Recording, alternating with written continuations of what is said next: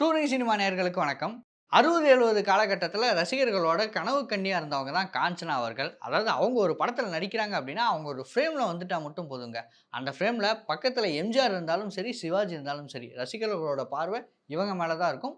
அப்படி அழகாலும், அவங்களுடைய நடிப்பு திறமையாலும் ரசிகர்கள கட்டி போட்டு வச்சிருந்த காஞ்சனா அவர்கள பத்தி தான் இன்னைக்கு நிகழ்ச்சியில பார்க்க போறோம். Welcome to biodata.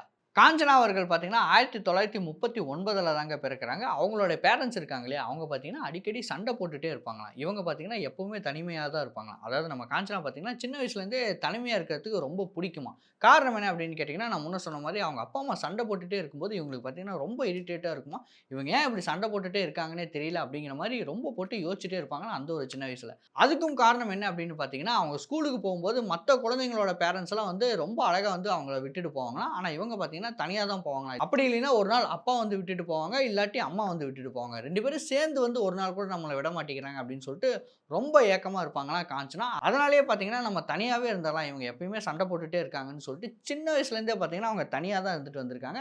அப்படி தனிமையா இருக்கும்போது போர் அடிக்கும் இல்லையா? அந்த சமயத்தில நம்ம எதா பண்ணுவோம் இல்லையா? அந்த மாரி பார்த்தீங்கன்னா, இன்ட்ரெஸ்ட்டா இவங்க மியூசிக் கத்துட்டு இருந்திருக்காங்க. அண்ட் அதே மாரி பார்த்தீங்கன்னா, டான்ஸ் அப்படிங்கிற விஷயமும் கத்துட்டு இருந்திருக்காங்க. அதுவும் சாதாரணமா இல்லைங்க. ரொம்ப ஆர்வமா கத்துட்டு இருந்திருக்காங்க. கிட்டத்தட்ட 9 வயசுலயே பார்த்தீங்கன்னா, அரங்கேற்றம் நடத்துற அளவுக்கு அவங்க வந்து ரொம்ப திறமையான ஒரு நபரா இருந்திருக்காங்க. அந்த ஒரு வயசுலயே. இவங்க பார்த்தீங்கன்னா, சென்னையில எத்திராஜ் காலேஜ்ல தான் படிச்சிருக்காங்க. அப்படி எத்திராஜ் காலேஜ்ல படிச்சாலுமே அவங்க முழுசா படிச்சு முடிச்சாங்களான்னு கேட்டீங்கன்னா, நிச்சயமா இல்லங்க. காரணம் என்ன அப்படின்னா, அவங்களுக்கு வந்து ஹேர் ஹோஸ்டஸ் ஆகணும் அப்படின்னு சொல்லிட்டு ஒரு ஆசை வந்தது. அதனால படிப்ப பாதியில டிஸ்கன்டின்யூ பண்ணிட்டு, அதுக்காக நம்ம என்ன பண்ண முடியும்னு சொல்லிட்டு தேடிட்டு இருந்திருக்காங்க. அண்ட் அதே சமயத்தில பார்த்தீங்கன்னா, இவங்களுக்கு டான்ஸ் மேல ஆர்வம் இருக்குது இல்லையா? அதையும் ட்ரை பண்ணிட்டு இருக்காங்க. அண்ட் இதோட சேர்த்து பார்த்தீங்கன்னா, சினிமால நடிக்கணும் அப்படிங்கிற ஆர்வமும் வருது. அதையும் சேர்த்து ட்ரை பண்ணிட்டே இருக்காங்க. இந்த 3 விஷயத்துல அவங்களுக்கு ஃபர்ஸ்ட் கிடைக்கிற வாய்ப்பு என்னன்னா, சினிமால நடிக்கிற வாய்ப்பு தாங்க. அதுவும் 1957ல தெலுங்கு படமான சொர்ண சுந்தரி அப்படிங்கிற படத்துல நடிக்கிறதுக்கு வாய்ப்பு கிடைக்குது. அதுவுமே ரொம்ப சின்ன ரோல் தான். அப்படி இருந்தாலும் பரவாயில்லன்னு சொல்லிட்டு அந்த கேரக்டர்ல நடிக்கிறாங்க. அண்ட் அதே படம் பார்த்தீங்கன்னா, தமிழ்ல வெளியாகுது. "மணாளனே மங்கையின் பாக்கியம்" அப்படிங்கிற பேர்ல ரீமேக் ஆகுது. அந்த படத்திலேயும் சின்ன ஒரு ரோல்ல பண்றாங்க. அந்த படத்துல பார்த்தீங்கன்னா, தேவதைகள்லாம் வருவாங்க. அதுல ஒரு தேவதையா அவங்க வந்து நடிச்சிருப்பாங்க. இப்படிதான் பார்த்தீங்கன்னா, தமிழ்லயும் அவங்க வந்து சினிமால அடியெடுத்து வைக்கிறாங்க. கிட்டத்தட்ட 18 வயசு வரைக்கும் கிடைச்ச சின்ன சின்ன வாய்ப்புல சினிமால நடிச்சிட்டு இருந்த காஞ்சனாவுக்கு பார்த்தீங்கன்னா, ஒரு பாயிண்ட்க்கு மேல சினிமால வாய்ப்பு கிடைக்கிறது கம்மியாயிட்டே இருந்தது. அந்த சமயத்தில பார்த்தீங்கன்னா, சரி நம்ம திரும்பவும் வந்து படிக்கவே போலாம்னு சொல்லிட்டு காலேஜ்ல போயிட்டு ரீஜாயின் பண்றாங்க. அந்த சமயத்திலுமே அவங்களுக்கு ஒரு ப்ராப்ளம் ஒண்ணு ஆகுதுங்க. என்ன அப்டின்னா, அவங்க அப்பா ஒரு தொழில் பண்ணிட்டு இருந்தாரு. அந்த தொழில் பார்த்தீங்கன்னா, கொஞ்சம் நஷ்டம் அடைய தொடங்குச்சு. அந்த சமயத்தில ஃபீஸ் கட்டுறதுக்கு கூட காசு இல்ல அப்டிங்கிறதுனால, நம்ம வந்து இப்ப ஏதாவது வேலைக்கு போவோம். படிப்பையும் நம்ம வந்து கன்டின்யூ பண்ண வேணாம். அப்டிங்கிறனால பார்த்தீங்கன்னா, இவங்க ஆல்ரெடி ஹேர் ஹோஸ்டஸ் அப்டிங்கிற வேல வந்து ட்ரை பண்ணிட்டு இருந்தாங்க இல்லையா? அத கொஞ்சம் கன்டின்யூ பண்ண ட்ரை பண்ணாங்க. அந்த சமயத்தில பார்த்தீங்கன்னா, அவங்களுக்குமே அந்த இடத்துல வேலை கிடைக்குது. அதாவது ஏர்போர்ட்ல ஒரு வேலை கிடைக்குது. அவங்களும் பார்த்தீங்கன்னா, ஏர்போர்ட்ல விமான பணிப்பெண்ணா கொஞ்ச நாள் வேலை செஞ்சாங்க. அப்படி அவர் அங்க வேலை செஞ்சுட்டு இருக்கும்போது, ஸ்ரீதர் இருக்கார் இல்லையா? ஸ்ரீதர் அந்த விமானத்தில வராரு. அவரு இவர பார்த்ததுமே, இவங்க பார்க்கறதுக்கு நல்லா இருக்காங்க, நல்லா நடிப்பாங்கன்னு நெனைக்கிறேன். இவங்கள வந்து நம்ம படத்தில நடிக்க வைக்கலாம் அப்படின்னு சொல்லி, காதலிக்க நேரமில்லை அப்படிங்கிற படத்தில ஸ்ரீதர் வந்து காஞ்சனா அவர்கள நடிக்க வைக்கிறாங்க. அவங்க ஃபர்ஸ்ட்டு நடிச்ச படமுமே அதுதான். அதாவது முழு நீள படத்தில நடிச்சது அந்த காதலிக்க நேரமில்லை அப்படிங்கிற படத்தில தான். அண்ட் அந்த படத்தில வர "என்ன பார்வை உந்தன் பார்வை" அப்படிங்கிற பாடல் பார்த்தீங்கன்னா, பெரிய ஹிட் ஆச்சு. அந்த பாடல இவங்க நடிச்சிருந்த விதமே பார்த்தீங்கன்னா, ரசிகர்களுக்கு ரொம்ப புடிச்சிருந்தது. இவங்க இந்த மாரி அழகான ரியாக்ஷன்லாம் குடுக்குறாங்களே, இதுக்கு முன்னாடி இந்த மாரிலாம் யாருமே ரியாக்ஷன் குடுத்ததில்லையே அப்படின்னு சொல்லிட்டு தமிழ்நாட்ல பார்த்தீங்கன்னா, அப்ப இருந்த இளைஞர்கள் ரொம்ப பார்த்தீங்கன்னா, காஞ்சனா மேல ஒரு காதல் வலையில விழுந்தாங்க அப்படின்னே சொல்லலாம். தொடர்ந்து பார்த்தீங்கன்னா, ஓகே ஒரு பாட்டு ஹிட் ஆச்சு. அடுத்தடுத்த படத்தில பார்த்தீங்கன்னா, கமிட் பண்ணுன்னு சொல்லிட்டு நெறைய தயாரிப்பாளர்கள் இப்போ ஒரு பொண்ணு புதுசா வந்திருக்குல்ல காஞ்சனான்னு சொல்லி, அந்த பொண்ண நம்ம படத்தில போடுங்கப்பா அப்படின்னு சொல்லிட்டு, நெறைய தயாரிப்பாளர்கள் இவங்கள வந்து தொடர்ந்து புக் பண்றாங்க. அப்படி இவங்க நடிச்ச படங்கள் என்னென்னன்னா, கொடிமலர், மோட்டார் சுந்தரம் பிள்ளை, பறக்கும் பாவை அப்படிங்கிற படங்கள்ல தொடர்ந்து நடிச்சாங்க. இப்படி படங்கள்ல நடிச்சாலுமே 2வது ஹீரோயின் அப்படிங்கிற ரோல்ல தாங்க நடிச்சாங்க. இதுக்கப்புறம் தான் இவங்க பார்த்தீங்கன்னா, ஹீரோயினா அப்டேட் ஆகி ஹீரோயின் ரோல்ல நடிக்க ஆரம்பிச்சாங்க. அது என்னென்ன படங்கள் அப்படின்னு கேட்டீங்கன்னா, அதே கண்கள், பாமா விஜயம், பொண்ணு மாப்பிள்ளை, தங்கை, சாந்தி நிலையம் அப்படிங்கிற படங்கள்ல தொடர்ந்து நடிச்சாங்க. இதுல சாந்தி நிலையம் அப்படிங்கிற படம் தான் இவங்க சினிமா கேரியர்ல ரொம்ப முக்கியமான படமா அமைஞ்சது. காரணம் என்னன்னா, முழுசா எவ்வளவு நடிப்ப குடுக்க முடியுமோ, அவ்வளோ நடிப்ப குடுத்து அந்த படத்துல நடிச்சிருந்தாங்க. இந்த படத்துல பார்த்தீங்கன்னா, இவங்களோட நடிப்பும் பெருசா பேசப்பட்டது. அந்த படமும் பெருசா பேசப்பட்டது. மக்கள் பார்த்தீங்கன்னா, இப்போ வரைக்குமே அந்த சாந்தி நிலையம் அப்படிங்கிற படத்த மறக்க மாட்டாங்க. எம்ஜிஆரோடயும் 2 படங்கள்ல நடிச்சிருக்காங்க காஞ்சனா அவர்கள். அது மட்டும் இல்லாம சிவகுமார், ஜெய்சங்கர், ஜெமினி கணேசன் இந்த மாரி அந்த சமயத்துல யாரெல்லாம் முன்னணி நடிகர்களா இருந்தாங்களோ, அவங்க எல்லாரு கூடயுமே நடிச்சிருக்காங்க காஞ்சனா அவர்கள். இப்படி சினிமால ரொம்ப பிஸியா நடிச்சிட்டு இருந்த காஞ்சனா அவர்கள் பார்த்தீங்கன்னா, அவங்களோட பெர்சனல் வாழ்க்கையில கொஞ்சம் கவனம் இல்லாம இருந்துட்டாங்க. அவங்களுக்கு பார்த்தீங்கன்னா, கல்யாணம் பண்ணி வைக்க கூட யாருமே இல்ல அந்த ஒரு சமயத்துல. இவங்களோட அப்பா, அம்மா கூட இருந்தாலுமே, அப்பா அம்மா பார்த்தீங்கன்னா இவங்கள நடிக்க வைக்கணும், பணம் சம்பாதிக்கணுங்கிற ஒரு மைண்ட் செட்லேயே இருந்துட்டாங்களே தவிர, இவங்கள பர்சனலா வந்து கொஞ்சம் ஹெல்த் வைஸா நல்லா கவனிச்சுக்கணும். இவங்களுக்கு ஒரு திருமணம் பண்ணி வைக்கணும். ஏன்னா துணை வந்து கண்டிப்பா தேவை அப்படிங்கிற மாதிரி எந்த ஒரு விஷயமும் இவங்க அப்பா அம்மா சைட்லேருந்து பண்ணவே இல்ல. அதனால பார்த்தீங்கன்னா இவங்க கடைசி வரைக்கும் தனியா தான் இருந்தாங்க. அண்ட் அது மட்டும் இல்லாம மிகப்பெரிய ஒரு குற்றச்செயலாவுமே ஒண்ணு பண்ணாங்க அவங்க அப்பா அவர்கள். சரி ஓகே கல்யாணம் தான் பண்ணி வைக்கல. இவங்கள வந்து அப்படியே விட்டுட்டாலாவது இவங்களே முன்னேறி இருப்பாங்க இல்லையா? ஆனா பார்த்தீங்கன்னா, அந்த இடத்துலயே அவங்க அப்பா வந்து ரொம்ப பெரிய ஒரு தப்பு ஒண்ணு பண்றாங்க. என்ன அப்படின்னா, இவங்களோட கைரேகைய அதாவது காஞ்சனாவோட கைரேகைய அவங்களுக்கே தெரியாம எடுத்து அவங்களோட சொத்தையுமே பார்த்தீங்கன்னா, அவரோட பேருக்கு எடுத்துக்கிறார்.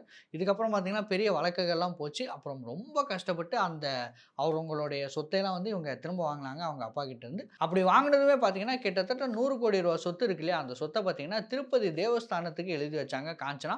அந்த ஒரு விஷயம் பார்த்தீங்கன்னா, இப்போ வரைக்கும் நெறைய பேரால பெருசா சொல்லப்படுது. அதாவது ஒரு நடிகை அவங்க தானா கஷ்டப்பட்டு சம்பாதிச்ச ஒரு பணத்த கோயில் நிர்வாகத்துக்கு குடுக்குறாங்க அப்படிங்கிற விஷயம் பார்த்தீங்கன்னா, இப்ப இருக்க எத்தன பேர் பண்ணுவாங்கன்னு தெரியல. ஆனா அந்த காலத்துல, அந்த சமயத்துல காஞ்சனா அவர்கள் ரொம்ப போல்டா அத பண்ணாங்க. இவ்ளோ பிரச்சனைகள் இருந்ததால அவங்க பார்த்தீங்கன்னா, சினிமா விட்டு கொஞ்ச நாள் ஒதுங்கி இருந்தாங்க. அதுக்கப்புறம் ரொம்ப நாள் கழிச்சு பார்த்தீங்கன்னா, அர்ஜுன் ரெட்டி அப்படிங்கிற படம் நம்ம விஜய் தேவரகொண்டா நடிச்சிருப்பார் இல்லையா? அந்த படத்துல ஒரு சின்ன ரோல் பண்ணாங்க. அதுக்கப்புறம் பார்த்தீங்கன்னா, OLX ஆட் அதுலயுமே கூட பண்ணியிருப்பாங்க. இந்த மாரி சின்ன சின்ன ரோல் இப்போ வந்து பண்ணிட்டு இருக்காங்க. பேரண்ட்ஸுமே சரியா பார்த்துக்காம போனது. அது மட்டும் இல்லாம சினிமால கொஞ்ச நாள் எந்த ஒரு வாய்ப்புமே இல்லாம இருந்தது. இந்த மாரி தொடர்ந்து பல சறுக்கல சந்திச்சாலுமே, இவங்க பார்த்தீங்கன்னா, இப்போ பெங்களூர்ல ரொம்ப நிம்மதியான வாழ்க்கை வந்து வாழ்ந்துட்டு இருக்காங்க அப்படின்னே சொல்லலாம். இவங்களோட சினிமா கேரியர்லயும் சரி, இவங்களோட குடும்ப வாழ்க்கையிலும் சரி, ரொம்ப நெறைய கஷ்டங்கள பட்டாங்க நம்ம காஞ்சனா அவர்கள். அப்படி கஷ்டப்பட்டு முன்னாடி வந்து ஜெயிச்சு நிக்கிறாங்க நம்ம காஞ்சனா அவர்கள். இவங்களோட வாழ்க்கையில பார்த்தீங்கன்னா, அந்த சொத்து வழக்குல ஜெயிச்ச விஷயம் இருக்கு இல்லையா? அந்த சமயத்திலே பார்த்தீங்கன்னா, இவங்க எல்லாருமே ரொம்ப பெருசா பேசுனாங்க. காரணம் என்னன்னா, கல்யாணமும் ஆகல. இவங்க வந்து அப்பா, அம்மாவே இவங்களுக்கு வந்து எதிரா ஒரு விஷயம் பண்ணிட்டாங்க. படங்களும் பெருசா இவங்களுக்கு வந்து சரியா போகல. எப்படியும் இவங்க வந்து இந்த கேஸ்ல தோத்துருவாங்க அப்படிங்கிற மாரி தான் அந்த சமயத்தில பேசப்பட்டது. அப்படி இருந்தாலுமே கடினமா உழைச்சு அந்த கேஸ்ல ஜெயிச்சு அவங்களோட ஒரு சொத்த எல்லாமே திரும்ப வாங்கிக்கிட்டு, அப்படி வாங்குன சொத்தையுமே பார்த்தீங்கன்னா, கோயில் தேவஸ்தானத்துக்கு குடுத்த விஷயம் அப்படிங்கிறது ரொம்ப பெருசா அந்த காலத்தில பேசப்பட்டது. இப்போ வரைக்குமே அப்படி ஒரு விஷயம் வந்து பெருசா பேசப்படுது அப்படிங்கிறது தான் உண்மை. ஸோ இவ்வளோ கஷ்டங்கள தாண்டி சினிமால இப்போ சின்ன சின்ன ரோல பண்ணிட்டு வர நம்ம காஞ்சனா அவர்கள் பெங்களூர்ல நிம்மதியான ஒரு வாழ்க்கைய வாழ்ந்துட்டு இருக்காங்க. இவங்க பார்த்தீங்கன்னா, இப்பவுமே நெறைய பெண்களுக்கு பார்த்தீங்கன்னா, இன்ஸ்பிரேஷனாவும் இருக்காங்க. தொடர்ந்து இன்னொரு பயோடேட்டா நிகழ்ச்சியில வேற ஒரு பிரபலத்தோட வரலாறோட உங்கள சந்திக்கிறேன். அதுவரைக்கும் thank you. Bro roll bro rolling ரோலா? இன்ட்ரெஸ்டிங்கா படிச்சுட்டு இருந்தேன்.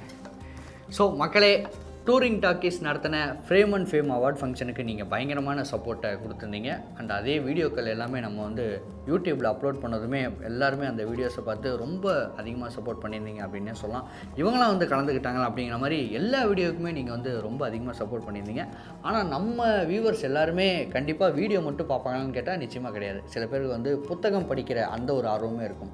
ஸோ நம்ம டூரிங் டாக்கீஸ் நடத்தின ஃப்ரேம் அண்ட் ஃபேம் அவார்ட் ஃபங்க்ஷனுடைய ஈவெண்ட்டில் நடந்த முக்கியமான விஷயம் யாரெல்லாம் அவார்டு வாங்கினாங்க, யாரெல்லாம் கலந்துக்கிட்டாங்க அப்படிங்கிற விஷயத்த புத்தகமாக தொகுத்து ஒரு புத்தகம் நம்ம இப்போது வெளியிட இருக்கோம். ஸோ அதுதான் இந்த புத்தகம் என்னோட கையில் இருக்குது. அதை தான் நான் இப்போது இவ்வளோ இன்ட்ரெஸ்டிங்காக படிச்சுட்டு இருந்தேன். இந்த புத்தகம் உங்களுக்கு வேணும் அப்படின்னு நீங்கள் நினச்சிங்கன்னா ஃபுல்லாகவே ஃப்ரீ. உங்களுக்கு இந்த புத்தகம் கண்டிப்பாக கிடைக்கும். நீங்கள் பண்ண வேண்டிய விஷயம் ஒன்றே ஒன்று தான். இந்த புத்தகம் உங்கள் வீட்டுக்கு வந்து சேரணும் அப்படிங்கிற விஷயமான டெலிவரி சார்ஜ் அப்படிங்கிற விஷயம் இருக்கு இல்லையா, அதுக்கு மட்டும் நீங்கள் பே பண்ணால் போதும். வெறும் 100 rupees தான். ஸோ நீங்கள் பண்ண வேண்டிய ஒரே விஷயம், கீழே இருக்க இந்த நம்பருக்கு கால் பண்ணுங்கள். இந்த புத்தகம் உங்கள் வீடு தேடி வரும். ஸோ நான் புத்தகத்தை படிக்க ஆரம்பிக்கிறேன். மறக்காமல் அந்த நம்பர்லாம் போட்டுருங்க. Sure bro. ஓகே கட்டிக்கலாமா? யா.